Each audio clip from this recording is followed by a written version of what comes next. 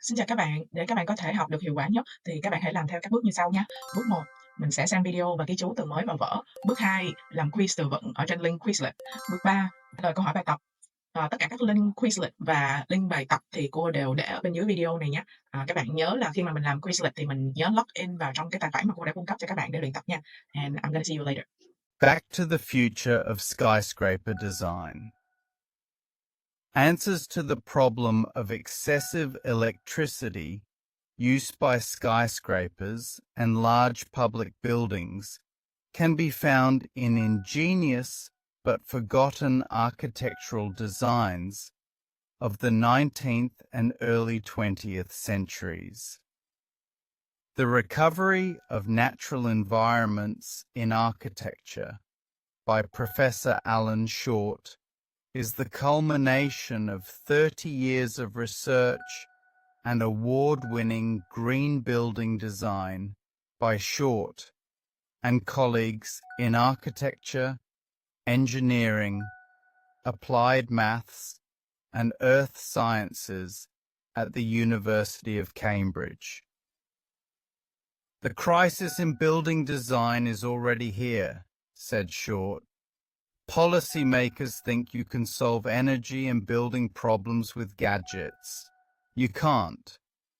As global temperatures continue to rise, we are going to continue to squander more and more energy on keeping our buildings mechanically cool until we have run out of capacity. Short is calling for a sweeping reinvention of how skyscrapers and major public buildings are designed, to end the reliance on sealed buildings, which exist solely via the life support system of vast air conditioning units.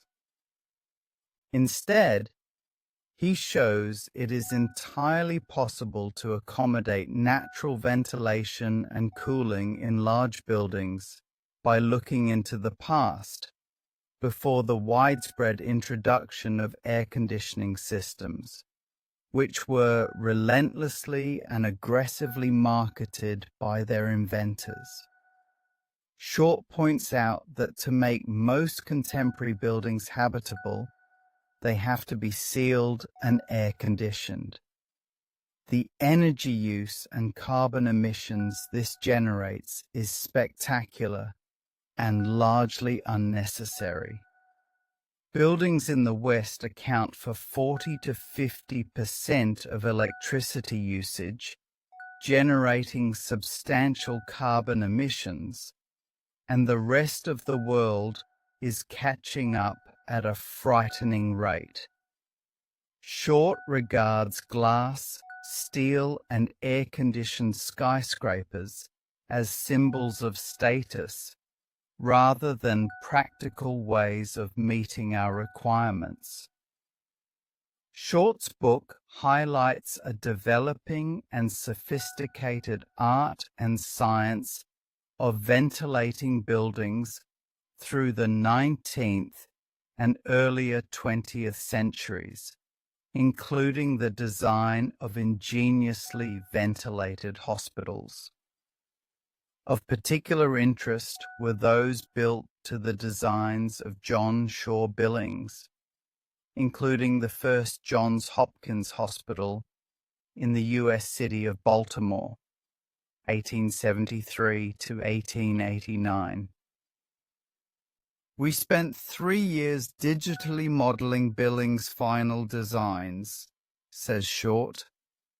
We put pathogens in the airstreams, modeled for someone with tuberculosis, TB, coughing in the wards, and we found the ventilation systems in the room would have kept other patients safe from harm. We discovered that 19th century hospital wards could generate up to 24 air changes an hour. That's similar to the performance of a modern-day computer-controlled operating theatre. We believe you could build wards based on these principles now.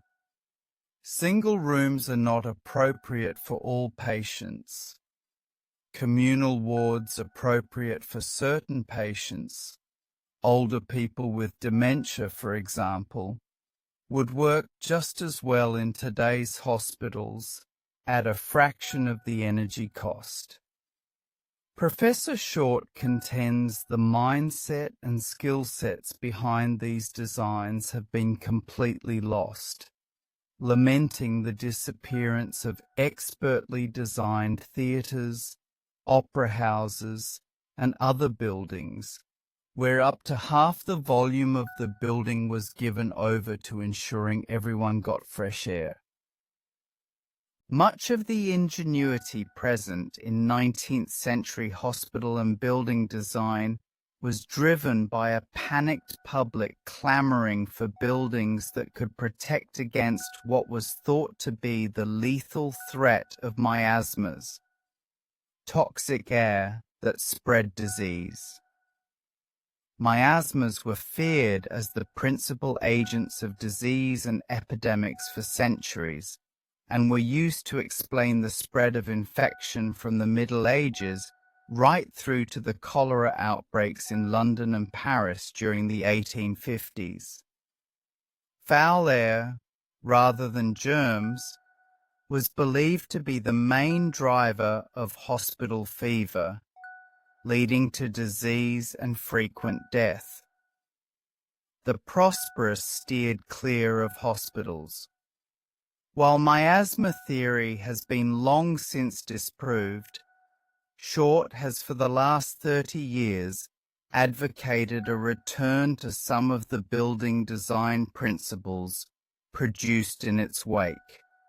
Today, huge amounts of a building's space and construction cost are given over to air conditioning.